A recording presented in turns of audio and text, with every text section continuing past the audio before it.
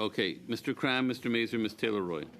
Okay, thank you very much, Mr. Chair. I'm pleased to have the opportunity to speak on the motion regarding the Liberal government's recently announced emissions cap and methane reduction regulations. I would like to read a quote from the Canadian Association of Petroleum Producers, if I may, that was released last December 7th regarding these regulations.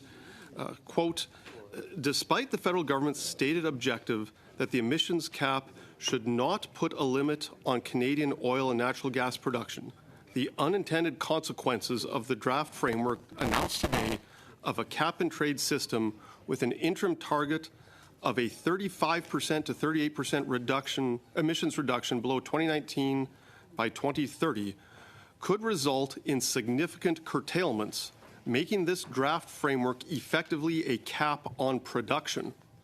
At a time when the country's citizens are experiencing a substantial affordability crisis, coincident with record budget deficits, the federal government risks curtailing the energy Canadians rely on, along with jobs and government revenues the energy sector contributes to Canada. That's from the Canadian Association of Petroleum Producers.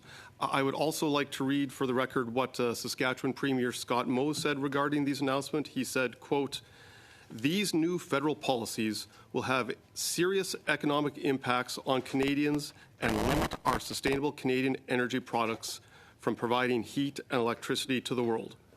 Saskatchewan remains opposed to the new methane regulations and the oil and gas emissions cap, and we will protect our constitutional right to build our economy in accordance with the priorities of Saskatchewan families and businesses. I would like to read one more quote, if I may, Mr. Chair. Quote, we've been clear about our concerns about federal intrusion into matters of natural resources. We've expressed concerns about our ability to meet those targets. Mr. Chair, that is from Carla Beck, the official opposition leader of the Legislative Assembly of Saskatchewan. She is the leader of the provincial NDP. Both parties in Saskatchewan are opposed to these announcements because it will be detrimental to the livelihoods of people who earn a living in the oil and gas sector.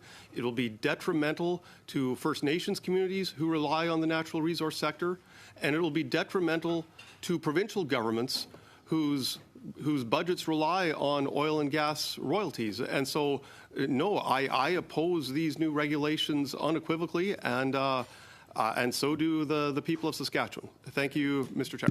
Mr. Mazer. Thank you, Chair.